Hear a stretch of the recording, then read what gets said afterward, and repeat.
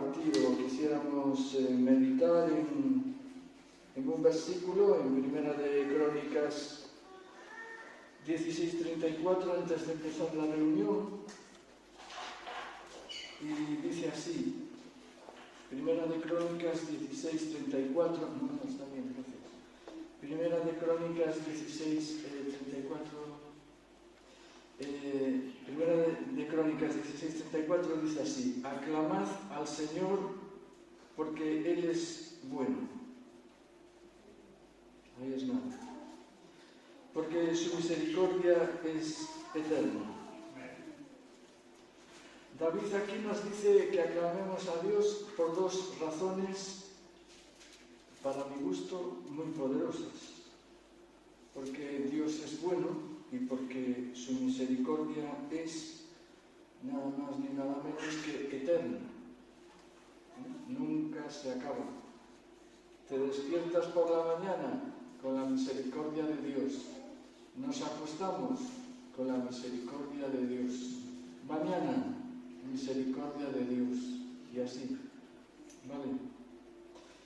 Y dudamos por momentos de la bondad de Dios, ¿no? El rey David, de hecho, no veía en algún momento la bondad de Dios, y eso que era el rey David, ¿no?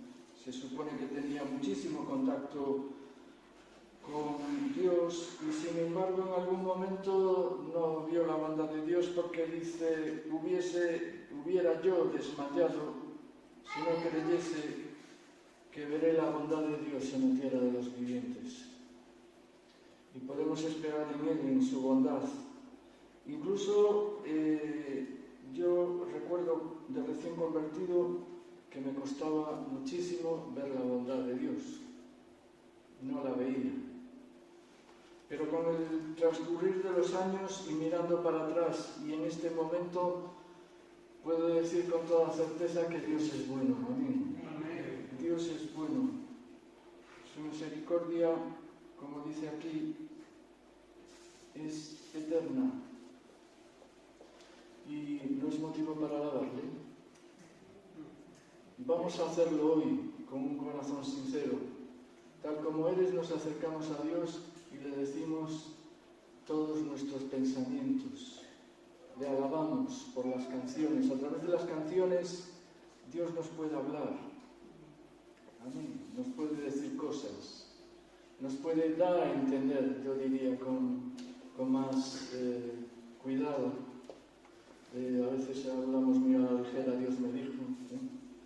Yo diría, Dios me hace entender cosas a través de la Biblia, a través de los hermanos, a través de las canciones, incluso en nuestros pensamientos muchas veces nos dice cosas. Amén. Vamos a alabarlo. Amén. Antes vamos a hacer una pequeña oración y vamos a alabarle. Después, gloria a Dios.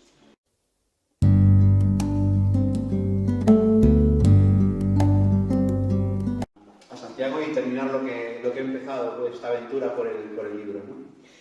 Y como hace mucho que no hablo de él, vamos a ver un poquito el resumen de lo que estábamos viendo últimamente, ¿vale?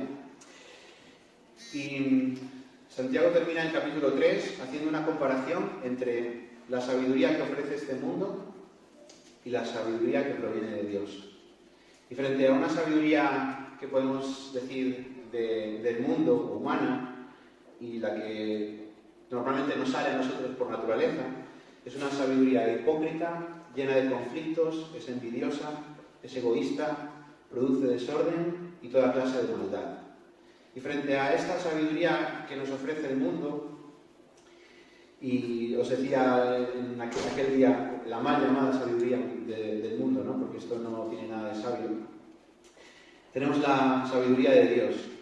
Y Santiago lo llama la humildad que proviene de la sabiduría. Y es pura, es sincera, ama la paz, es amable y compasiva, dispuesta a ceder ante los demás y produce frutos de paz y buenas acciones. Entonces, Santiago nos retaba en este sentido a ¿de qué fuente quieres beber? ¿De la fuente de la sabiduría humana o de la fuente de la sabiduría de Dios? Y comenzaba el capítulo 4 confrontando a sus lectores, diciéndole, ¿de dónde vienen los conflictos, las peleas entre vosotros? ¿No os dais cuenta que estáis bebiendo de la fuente equivocada? Y relata muy bien cuál es el proceso, ¿no?, que seguimos para intentar satisfacer nuestros propios deseos, ¿no? Cómo tramamos cosas, trampas, cómo nos peleamos, cómo hasta podemos desearle la muerte a alguien para conseguir satisfacer nuestros propios deseos, no diría necesidades. Y frente a estos deseos que nos surgen de nuestra vieja naturaleza y este conflicto que tenemos interior, Santiago nos daba la receta para poner fin a esta lucha. Nos dice, acercaos a Dios y Él se acercará a vosotros. Derramad lágrimas demostrando un arrepentimiento genuino. Y lavarse las manos y purificar el corazón como símbolo de nuestras acciones en las manos y nuestra voluntad, nuestras intenciones en el corazón. Y termina esta receta, digamos, diciendo con la siguiente frase, humillaos delante del Señor y Él os exaltará. Y aquel día os decía, la humildad debería ser el estado natural de los creyentes. El estado natural es un concepto químico que es la forma física o molecular en la que se presenta un componente, un elemento de la naturaleza bajo un determinado ambiente de temperatura y presión atmosférica, ¿no? Y así tenemos el oxígeno, que es un gas, el agua, que es un líquido, y algunos que pueden ser sólidos. Pues nosotros, nuestro estado natural es la humildad. Y sobre esto he escuchado un mensaje que me gustó mucho, que es de Andrés González, lo conocéis, es el marido de Karina, miembro de esta iglesia hasta que se casó, creo. Y él decía que la humildad es como ese botón rojo que existe en algunos aparatos de parada de emergencia. No sé si los habéis visto, pero normalmente si un aparato es grande, voluminoso y hay peligro de atrapamiento o de que pase algo muy malo, pues tiene un botón que es para parar de emergencia la máquina. O, no sé si lo habéis visto últimamente, en los trenes como una especie de palanca naranja no roja, en la que tú también puedes tirar y es un freno de emergencia. Él decía, cuando lo has intentado todo por tus propias fuerzas y le das a ese botón, es cuando ves mover el poder de Dios. Por lo tanto, la humildad es importante para los creyentes, porque nos pone en nuestro lugar, pero también deja actuar de forma libre a Dios, ¿no?, y al poder del Espíritu Santo. Y después de hablarnos de esto, Santiago, después de decirnos, humillaos y Él os exaltará, nos toca continuar con la segunda parte de este capítulo. Bueno, la segunda parte, vamos a llamarla así, la segunda mitad, y vamos a ver la primera parte de esto, y es un tema un poco difícil, porque me toca a mí de lleno. Y ¿sabes cuando estás leyendo la Biblia y dices, bueno, esto mejor me lo paso? Porque no quieres verte reflejado en eso. Pues algo así me ha pasado estos días, ¿vale? Y dice Santiago 4, vamos a leer solamente 2 versículos, pero créanme que tiene chicha, el 11 y el 12. Dice, amados hermanos, no hablen mal los unos de los otros. La otra versión pone, no murmuréis. Si se critican y se juzgan entre ustedes, entonces critican y juzgan la ley de Dios. En cambio, les corresponde obedecer la ley, no hacer la función de jueces. Solo Dios, quien ha dado la ley, es el juez. Solamente Él tiene el poder para salvar o destruir. Entonces, ¿qué derecho tienes tú para juzgar a tu prójimo? Y la verdad es que no es que se haya... Yo creo que sigue en la línea, Santiago, ¿no?, de la humildad debería ser nuestro estado natural y debería reflejarse en nuestra relación con los demás. ¿Vale? Santiago nos dice que no te olvides que la relación con Dios, la que tú tienes con Dios, tiene una dirección vertical, pero debería tener un impacto horizontal, es decir, debería verse reflejada en cómo tratamos a los demás. Y es interesante este concepto de murmurar. Y Santiago lo usa, la murmuración. Aquí en la versión que he leído pues no aparece esta palabra, pero sí que aparece en otras versiones. ¿Y por qué? Quiero definir un poco esta palabra. Y murmurar es conversar en perjuicio, es decir, haciendo mal a una persona que está ausente, censurando sus acciones. Y juzgar es formar una opinión sobre algo o alguien. Y no sé si creéis que este problema es un problema actual o no lo es. Últimamente, no sé si os suena lo del fango. ¿Lo habéis escuchado estas semanas? La máquina del fango. Al final los que nos representan, clase política, los que son un poco la representación de nuestra sociedad, incluso famosos, viven en esta dinámica, ¿no? De murmurar, de criticar y de juzgar. Y en teoría estamos en una sociedad que cada vez es más tolerante, es más abierta, y si ves lo que está pasando, pues no te lo crees. O sea, ¿cómo podéis decir que la sociedad cada vez está mejor, que acepta mejor las diferencias del otro, cuando realmente estamos viendo que son peleas constantes, que es crítica tras crítica, murmuración tras murmuración y sobre todo juicio sobre juicio, ¿no? Y es interesante cómo la palabra la hablada, me refiero a una palabra de Dios, sí que ha perdido su valor, pero no ha perdido su poder destructivo. O sea, tú puedes decir hoy A y mañana B y no pasa nada, pero cuando estás juzgando o murmurando a otra persona, los efectos son catastróficos en la vida de la persona. Por eso es importante poner el foco en esto, porque si bien la palabra ahora mismo está bajo mínimos, digamos, si por una acción no la compréis, el poder que tiene la palabra para destruir a alguien es muy grande. Ya lo veíamos también cuando hablaba del mal uso de la lengua, ¿no? Santiago ya nos advertía hace unos capítulos atrás sobre el mal uso de la lengua y del poder que tiene, y cómo una pequeña chispa puede encender un bosque entero y cómo un timón pequeñito puede mover un barco tan grande, ¿no? Pues esa es nuestra lengua y muchas veces la usamos así, la usamos como un elemento destructivo en vez de un elemento de bendición. Pero ¿por qué es tan importante para Dios no murmurar? ¿Y por qué es tan importante no juzgar a los demás?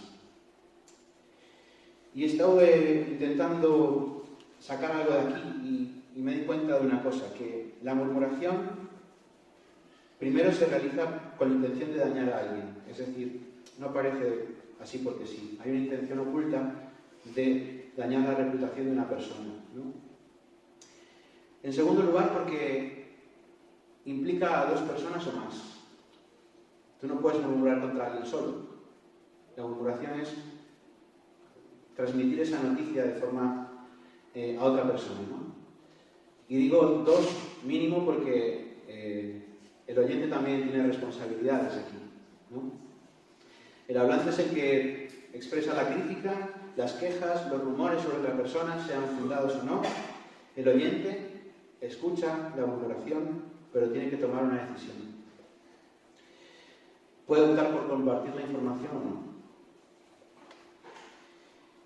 Y yo creo que ahí está el símil de la lengua, la chispa y el fuego, el bosque, ¿no? O sea, la siguiente chispita puede decidir apagarse o seguir propagando el rumor. Y al final terminar destruyéndolo todo. Por lo tanto, tenemos responsabilidades tanto si lo hablamos como si lo escuchamos, ¿no? Y en tercer lugar, la murmuración también te lleva a emitir un juicio sobre la otra persona. Cuando tú recibes una noticia de otra persona, ya automáticamente puede cambiar tu perspectiva sobre ella, ¿no? Por lo tanto, es importante este tema. Es importante que no exista esto entre los hermanos, que no exista está esto en la iglesia, pero también nos movemos fuera de este ámbito, ¿no?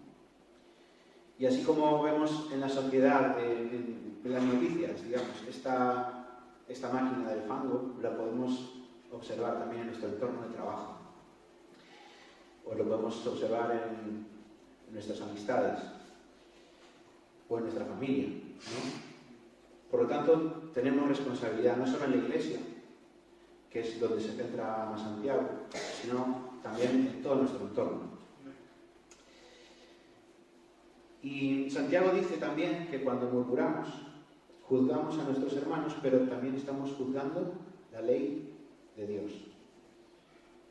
Y es interesante esto, porque la ley de Dios ya sabemos cuál es, pero Jesús hizo un resumen magistral y lo podemos leer en Mateo 22, 37 al 40, que dice: Jesús dijo, amarás al Señor tu Dios con todo tu corazón, y con toda tu alma y con toda tu mente. Este es el primer y grande mandamiento. Y el segundo es semejante a este: amarás a tu prójimo como a ti mismo. De estos dos mandamientos depende toda la ley y los profetas.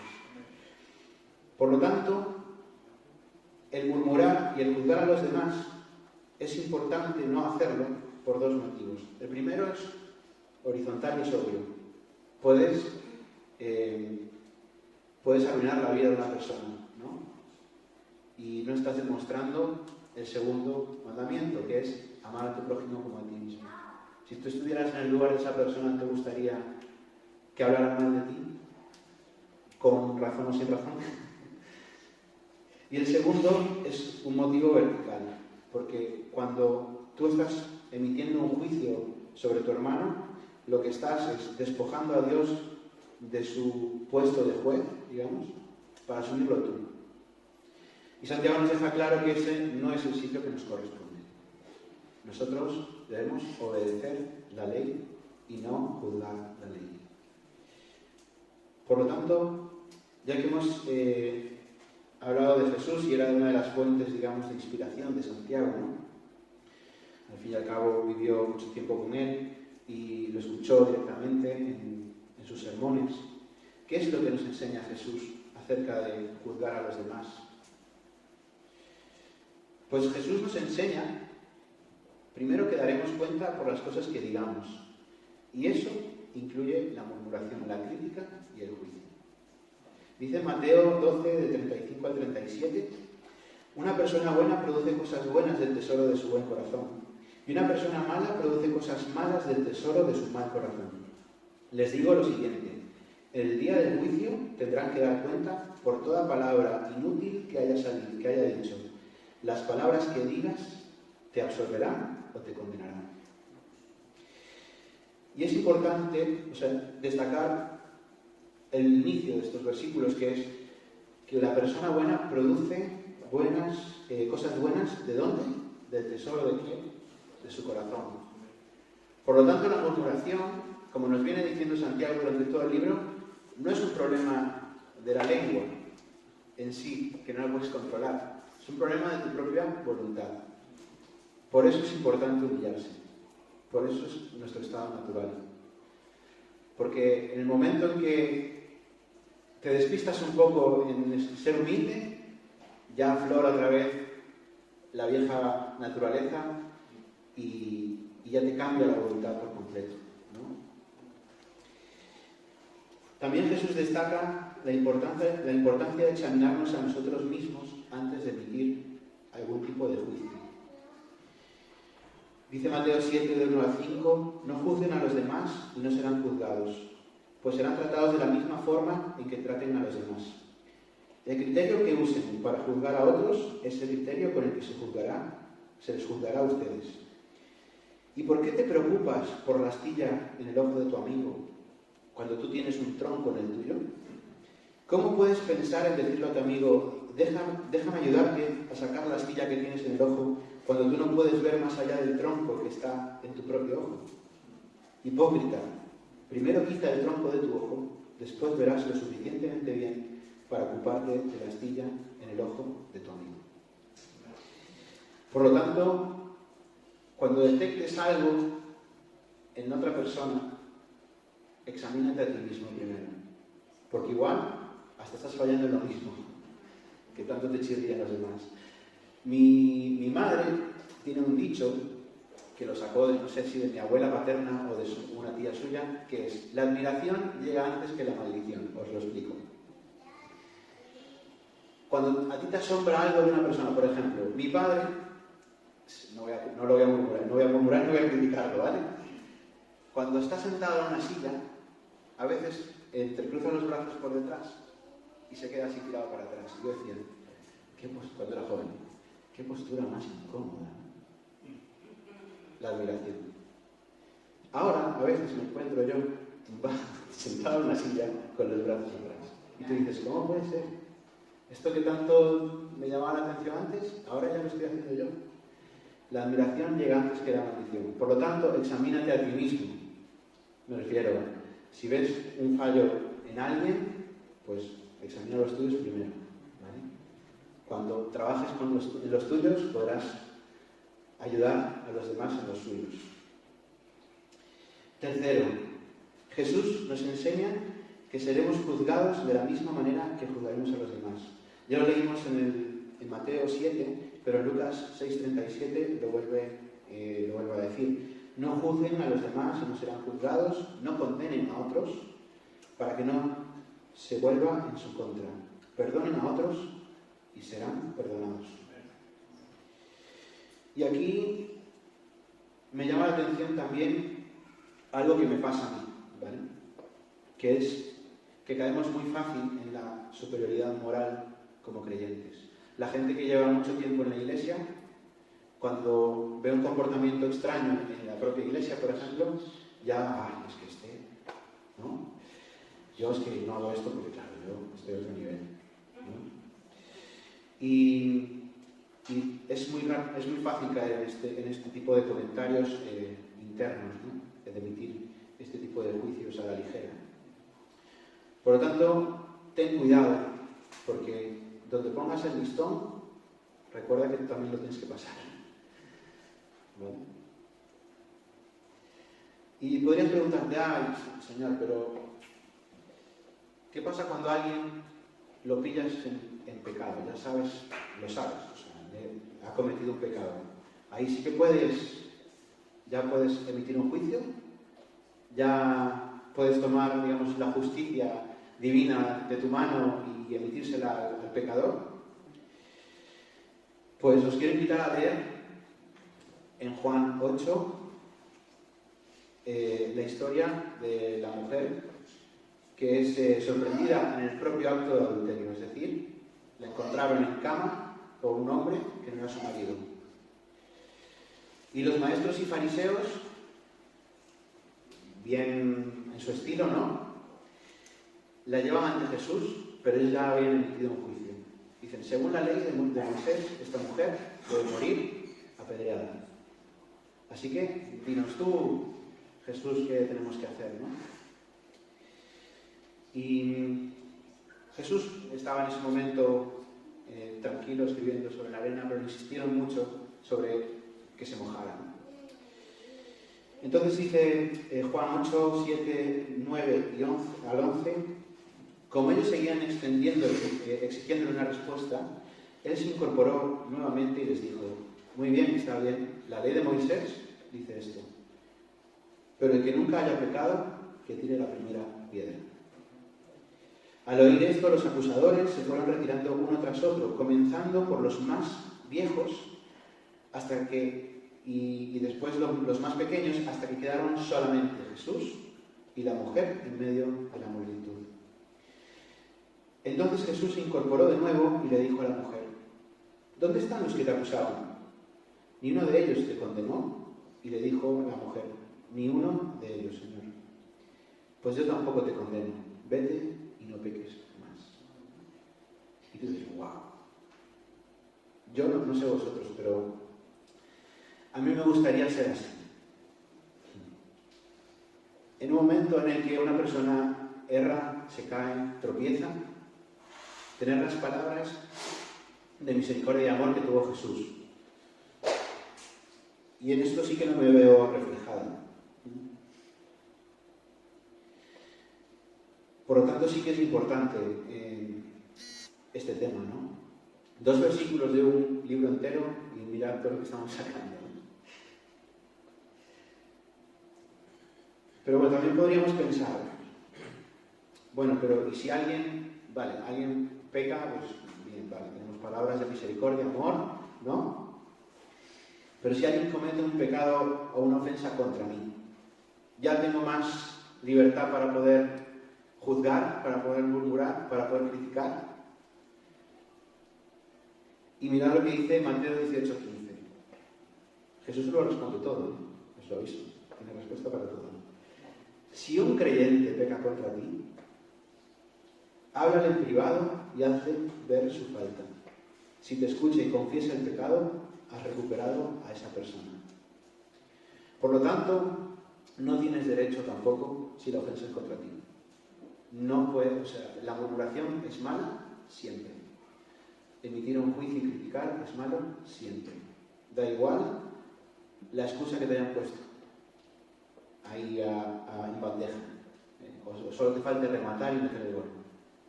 ¿Vale? Por lo tanto, ¿qué debemos hacer? ¿Cuáles son los pasos que tenemos que seguir frente a este tipo de cosas? A la murmuración, a la crítica y al juicio. Pues Santiago, lo que estamos viendo, y Jesús nos enseñan, nos dan una guía clara sobre cómo debemos comportarnos. Y vamos a verlo punto por punto. La primera es, evita la murmuración. ¿Vale?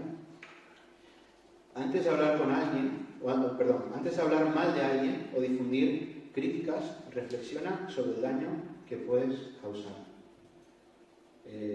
Lo de la chispa y el bosque, a nosotros sí que nos toca de cerca, ¿no? En Galicia, gracias a Dios, ya llevamos, creo, un verano por lo menos, bastante tranquilos con el tema de incendios. Pero yo recuerdo el más impactante fue en Vigo, no me acuerdo cuánto hace ya, pero se estaba quemando Vigo y en Marín estaban nevando cenizas. Y el cielo estaba rojo, donde vivo yo, hay montañas de por medio, ¿no? Por lo tanto, se quema el bosque, pero los efectos llegan más allá. El daño que puedes causar a una persona es ilimitado. Y otra cosa que me parece importante destacar es que diría que es irrecuperable. O sea, tú cuando difamas a alguien, no me acuerdo, también creo que fue mi madre también tiene bastante sabiduría, pero dice que murmurar de alguien, criticar o cotillar de alguien es como lanzar plumas al viento, un saco de plumas. Intenta recogerlo después. Es muy complicado. Es muy complicado. Por lo tanto, pensemos antes de hablar y pensemos sobre todo en las consecuencias antes de hablar. Y en vez de murmurar, debemos esforzarnos por hablar de manera constructiva y edificante. Lo hemos visto en Jesús, en varios ejemplos hoy. Y segundo punto, abstente de juzgar. Primero porque recuerda que de la manera que tú juzgues vas a ser juzgado. ¿Vale? El segundo porque nuestro juicio siempre es sesgado, no tenemos toda la información. Y tercero porque no es nuestro papel, no es nuestra labor. Porque Dios es el único que tiene esa autoridad de juzgar. Porque Él sí que conoce todas las circunstancias y las motivaciones que pueda tener una persona. Lo nuestro son suposiciones. Y al final, si os fijáis, las mayores peleas es que yo supuse que, no sé si os ha pasado, pero es que yo supuse que tú ibas a hacer esto, o tú ibas a hacer lo otro. Siempre suponemos por los demás. También hay que decirlo.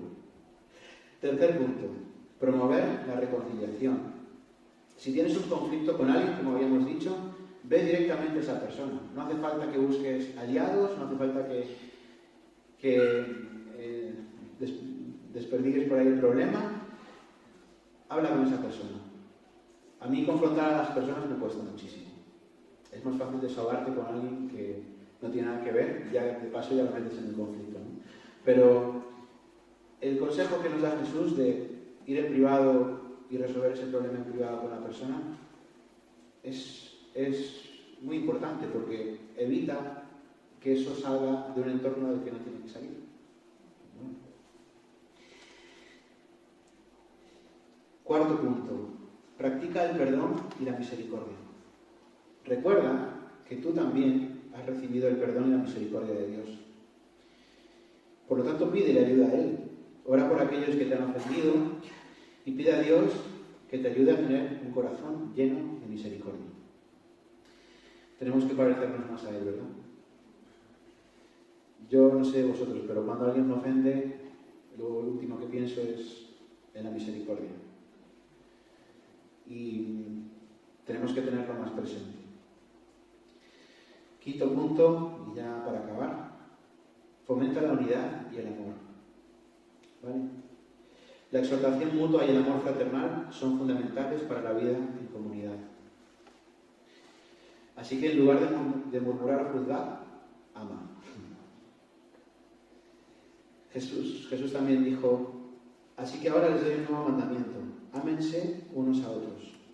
Tal como yo os he amado, tal como yo los he amado, ustedes deben amarse unos a otros. El amor que tengan unos por otros será la prueba ante el mundo de que sois mis discípulos. Qué importante es el amor. Qué importante es el amor. E imaginaros que frente a la sociedad en la que estamos, ¿no? Que cada día es más tolerante, ¿no? Puedan venir personas diciendo, wow, es que aquí la gente es que se aman unos a otros. He sentido algo en este sitio que no he sentido en ningún otro. Me han aceptado tal cual soy, sin crítica, sin murmuración, sin juicio. ¿Os imagináis el impacto que podríamos tener? Hemos cantado una canción, la última, de que vienen grandes cosas para este pueblo. Pero parte de las cosas que puedan venir es responsabilidad nuestra. Y es importante amarnos tal como somos, porque Dios nos ama así. Dios nos acepta como somos. Y nosotros somos el reflejo de ese amor aquí en el cielo. Por lo tanto,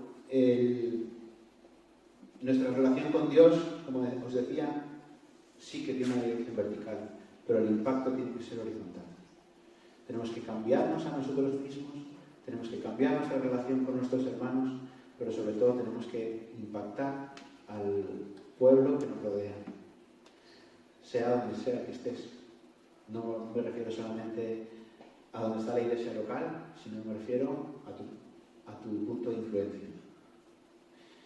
Por lo tanto, os dejo con este pensamiento.